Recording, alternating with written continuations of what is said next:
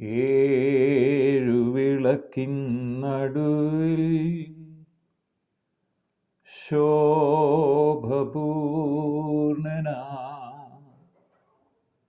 മാറത്തു പൊൻകച്ചയണിഞ്ഞും കാണുന്നേശുവേ,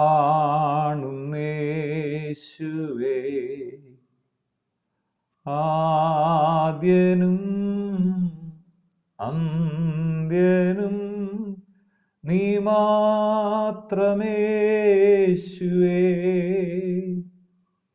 സ്തുതികൾക്കും പുകഴ്ചയ്ക്കും എന്നും യോഗ്യനേശുവേ.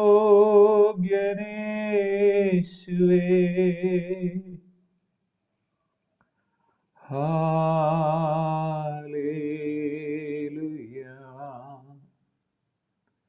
Hallelujah.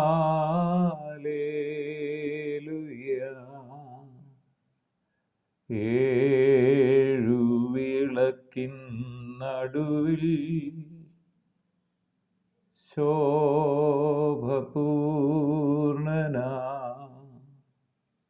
മാറത്തു പൊൻകച്ചയണിഞ്ഞും കാണുന്നേശുവേ,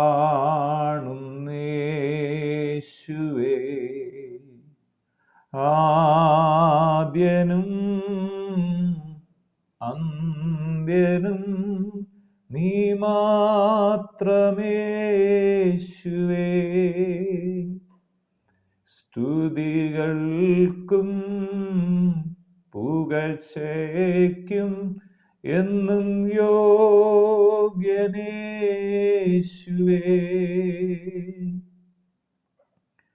hallelujah,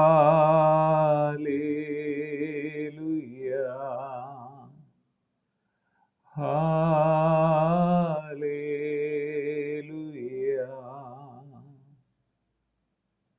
വീണ്ടും വരുന്ന യേശു ക്രിസ്തുവിൻ നാമത്തിലുള്ള സ്നേഹവന്ദനങ്ങൾ എല്ലാ പ്രിയപ്പെട്ടവർ ഈ സമയത്ത് അറിയിക്കും.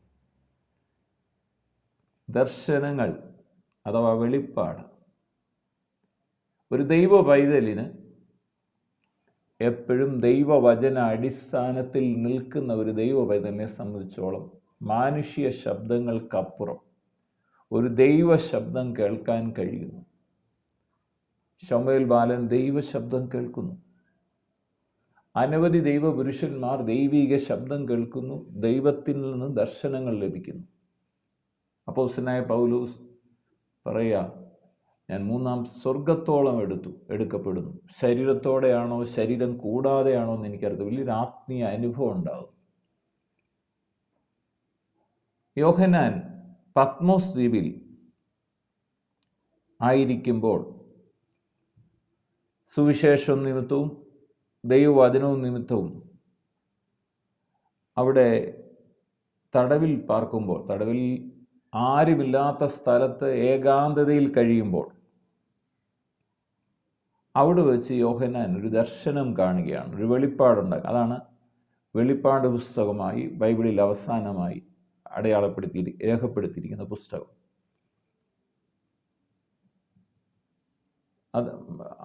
അതിൻ്റെ 18-ാമത്തെ വാക്യം ഇങ്ങനെ പറയാം, ആദ്യനും അന്ത്യനും ജീവനുള്ളവരും ഞാൻ മരിച്ചവനായിരുന്നു, എന്നാൽ ഇതാ ഞാൻ എന്നേക്കും ജീവിച്ചിരിക്കുന്നു, മരണത്തിൻ്റെയും പാതാളത്തിൻ്റെയും താക്കോൽ എൻ്റെ കൈവശമുണ്ട്. അതിൻ്റെ 9-ാം വാക്യം മുതൽ 20-ാം വാക്യം വരെ മനുഷ്യപുത്രനെക്കുറിച്ച്, യേശു കർത്താവിനെക്കുറിച്ച് യോഹന്നാനുണ്ടായ വെളിപ്പാടാണ്. വെളിപ്പാടെന്ന് പറഞ്ഞാൽ ആ വേറെ മാനുഷികമായ ആലോചനയാലോ ബുദ്ധിയാലോ ആരെങ്കിലും പറഞ്ഞു കേട്ടതുകൊണ്ട് കിട്ടുന്ന കാര്യമല്ല.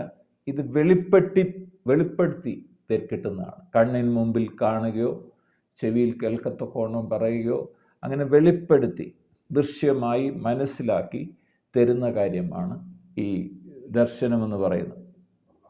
നിങ്ങളുടെ സഹോദരനും യേശുക്രിസ്തുവിൻ്റെ കഷ്ടതയിലും രാജ്യത്തിലും സഹിഷ്ണുതയിലും കൂട്ടാളിയുമായ യോഹന്നാൻ എന്ന ഞാൻ ദൈവവചനവും യേശുവിൻ്റെ സാക്ഷ്യവും നിമിത്തം പത്മോസ് എന്ന ദ്വീപിലായി.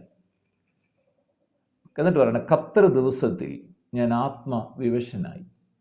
എന്നുവെച്ചാൽ നമ്മൾ പറഞ്ഞ പോലെ ഒരു ഞായറാഴ്ച ദിവസം ആരാധനയുടെ സമയത്ത് ദൈവത്തെ ആരാധിക്കുമ്പോൾ ആത്മാവിൽ ആരാധിക്കുക. ദൈവമക്കൾ ആ സത്യത്തിലും ആത്മാവിലും ദൈവത്തെ ആരാധിക്കുക. ആത്മാവിൽ നിറയേണ്ടത് ആവശ്യമാണ്. ഇവിടെ പറയണ കർത്തൃ ദിവസത്തിൽ ഞാൻ ആത്മവിവശനായി എന്ന് പറഞ്ഞാൽ ആത്മാവിൽ നിറഞ്ഞ് എനിക്ക് വലിയൊരു വിവശതയുണ്ടായിരുന്നു. എന്നിട്ട് ആ വിവശതയിൽ പറയുകയാണ്, നീ കാണുന്നത് പുസ്തകത്തിൽ എഴുതി എഫെസോസ്, സ്മുർണ, പെർഗമോസ്, തുയൈര, സർദീസ്, ഫിലദൽഫിയ, ലവോദിക്കയ എന്നീ 7 സഭകൾക്ക് അയക്കാൻ പറയും. എന്നിട്ട് കാഹളത്തിനൊത്തൊരു മഹാനാദം യോഹന്നാൻ്റെ പുറകിൽ യോഹന്നാൻ കേൾക്കുകയാണ്.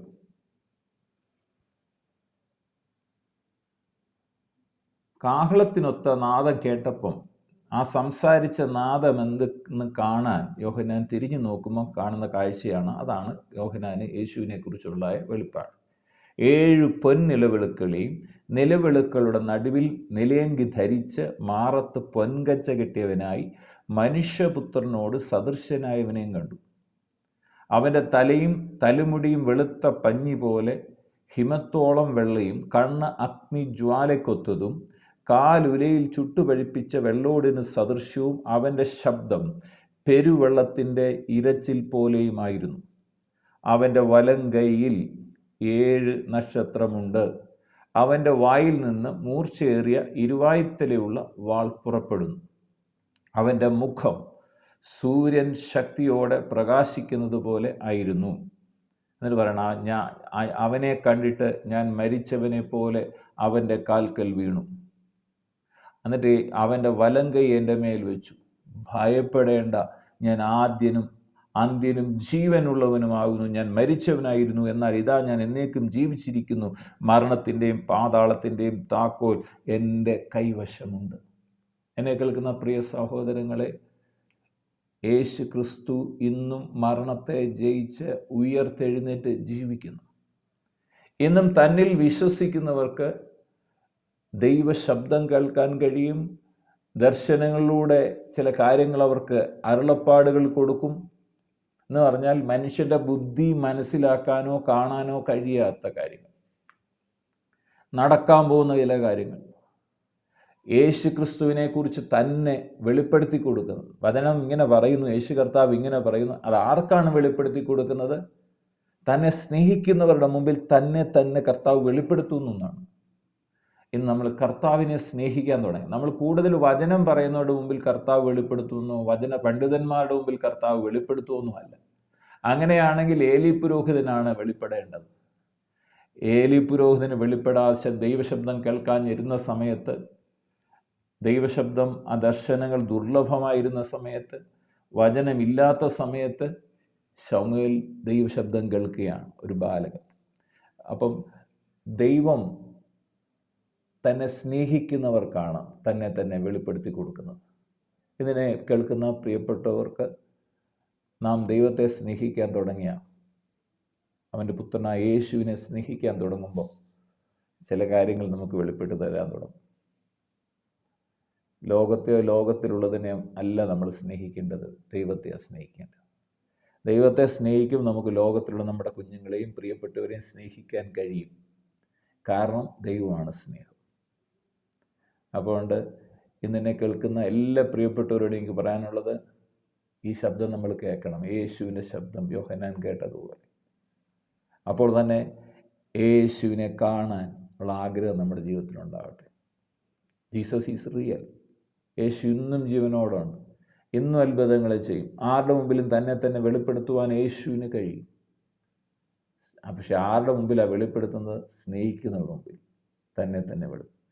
കർത്താവിനെ സ്നേഹിച്ച് കർത്താവിൻ്റെ ശുശ്രൂഷയിലായിരുന്ന യോഹന്നാൻ സുവിശേഷവും നിമിത്തവും ദൈവവചനം നിമിത്തം പത്മോസ് എന്ന ദ്വീപിലാകുമ്പോൾ, ഞായറാഴ്ച ദിവസത്തിൽ അവിടെ ആരാധനയ്ക്കായിട്ട് ആളുകളില്ല, അവിടെ ഓർഗൻ വായിക്കുന്ന ആളുകളില്ല, കൂടെ ആരാധിച്ചവരാരുമില്ല. പക്ഷെ അവിടെ എന്താ ഉള്ളത്? കുറേ മുമ്പ് ചെന്നവരുടെ അസ്ഥികൂടങ്ങളും അത് കൊത്തി പറിക്കാൻ വരുന്ന കഴുകന്മാരും ഒക്കെ ആയിരിക്കാം അവിടെ ഉണ്ടായിരുന്നത്. പക്ഷെ അതിൻ്റെ നടുവിൽ യോഹന്നാൻ കാണുകയാണ്, ആത്മാവിൽ വിവശനാകുകയാണ്. കാര്യം യോഹന്നാന് മറ്റുള്ളവരോട് പരാതിയോ പിറുപിറുപ്പോ ഒന്നുമില്ല. സുവിശേഷം നിമിത്തം താൻ തടവറയിലായതിനെക്കുറിച്ചും ഭാരമില്ല. അദ്ദേഹത്തിന് യേശുവിൻ്റെ പൊന്നു മുഖത്തോട്ട് അദ്ദേഹം നോക്കുകയാണ്. എന്നെ കേൾക്കുന്ന പ്രിയപ്പെട്ടവർ, പ്രതിസന്ധി ഘട്ടത്തിൽ, പ്രതികൂലത്തിൻ്റെ മധ്യത്തിൽ ആരും നിങ്ങൾക്കില്ലാന്ന് വരുന്ന ഇതേപോലുള്ള ജീവിത സാഹചര്യങ്ങളിൽ യേശു കൂടുണ്ടെന്നുള്ള ഉറപ്പാണ് ഈ വചനം തരുന്നത്. യേശു യോഹന്നാന് ആരുമില്ലാതെ ഇരുന്ന സമയത്ത് ആത്മാവിൽ യോഹന്നാൻ വിവശനാകുന്നു. യേശു കർത്താവ് യോഹന്നാന് തന്നെ വെളിപ്പെടുത്തി കൊടുക്കുന്നു. എന്നെ ഇന്ന് കേൾക്കുന്ന പ്രിയപ്പെട്ടവരെ, നിങ്ങൾ ആരുമില്ലാതെ, ആശ്രയമില്ലാതെ ഒരു ഭവനത്തിനകത്ത് കെട്ടപ്പെട്ട അവസ്ഥയിൽ, ഒരു പുറം ലോകത്തോട്ട് പോകാൻ കഴിയാതെ ജീവിതത്തിൽ നിരാശയുടെ മുഖത്താണ്, രോഗത്തിൻ്റെ അവസ്ഥയിലാണ്, എല്ലാ പ്രതികൂലത്തിൻ്റെ അവസ്ഥയിലാണോ ഇന്നെ കേൾക്കുന്നത്? നിങ്ങളുടെ നടുവിൽ ഒരുവൻ ഇറങ്ങി വരും. അതാണ് യേശു. യേശു ഇന്നും ജീവനോടുണ്ട്. യേശു നിങ്ങൾക്ക് കർത്താവിനെ വെളിപ്പെടുത്തി തരട്ടെ എന്ന് ഞാൻ ആഗ്രഹിക്കുന്നു, പ്രാർത്ഥിക്കുന്നു. പിതാവെ, പ്രാർത്ഥിക്കുന്നു യേശു ക്രിസ്തുവിൻ്റെ നാമത്തിൽ, അധികാരമുള്ള നാമത്തിൽ എന്നെ കേൾക്കുന്ന ഓരോ പ്രിയപ്പെട്ടവർക്ക് വേണ്ടി പ്രാർത്ഥിക്കുന്നു. കർത്താവെ, ദർശനം കൊടുക്കണേ അപ്പ. എന്നെ കേൾക്കുന്നവർക്ക് കർത്താവിൻ്റെ ദർശനം കൊടുക്കണേ. കർത്താവ് അവരുടെ മുമ്പിൽ പ്രത്യക്ഷനാകണമേ. കർത്താവെ, തകർന്നിരിക്കുന്നവരുടെ മുമ്പിൽ, പേടിച്ച് വാതിലടച്ചിരുന്നവരുടെ മുമ്പിൽ വന്നു നിന്ന കർത്താവ്, പത്മോസ് ദ്വീപിൽ ആരുമില്ലാതെ ഇരുന്നപ്പോൾ കർത്താവ് 7 പൊൻനിലവിളക്കുടെ നടുവിൽ മാറത്ത് പൊൻകച്ച കെട്ടിയ കർത്താവ് യോഹന്നാന് പ്രത്യക്ഷപ്പെട്ടതുപോലെ എന്നെ കേൾക്കുന്ന ഓരോ പ്രിയപ്പെട്ടവരുടെയും പ്രതിസന്ധി ഘട്ടത്തിൽ അവരുടെ പ്രാർത്ഥനാ വിഷയത്തിൻ്റെ മുഖത്ത് കർത്താവ് അവർക്ക് തന്നെ വെളിപ്പെടുത്തി കൊടുക്കേണ്ടതിനായി പ്രാർത്ഥന. എന്നെ കേൾക്കുന്ന രോഗികൾ ഇപ്പോൾ തന്നെ യേശു ക്രിസ്തുവിൻ്റെ ദിബ്യണരാൽ സൗഖ്യം പ്രാപിക്കട്ടെ. ഹൃദയഭാരങ്ങൾ മാറിപ്പോകട്ടെ, ആകുല ചിന്തകൾ മാറട്ടെ, ഭയങ്ങൾ മാറിപ്പോകട്ടെ. കർത്താവായ യേശു ക്രിസ്തുവിൻ്റെ മഹത്വം ഓരോ വ്യക്തി ജീവിതങ്ങളിലും വ്യാപരിക്കട്ടെ. പ്രാർത്ഥിച്ച് അനുഗ്രഹിക്കുന്നു. സകല മഹത്വം അർക്കപ്പെട്ട കുഞ്ഞാട് യേശുവിൻ പൊന്നുനാമത്തിൽ പിതാവേ, ആമേൻ. ദർശനങ്ങൾ വേണം അപ്പാ, സ്വപ്നങ്ങൾ വേണം അപ്പാ, ആത്മാവിനനുഭവം വേണമപ്പാ, അഭിഷേകത്തിനഗ്നി വേണമപ്പാ, വരങ്ങളാൽ നിറയണമപ്പാ, കൃപകളാൽ നിറയണമപ്പാ, അപ്പാ അപ്പാ അപ്പാ അപ്പാ.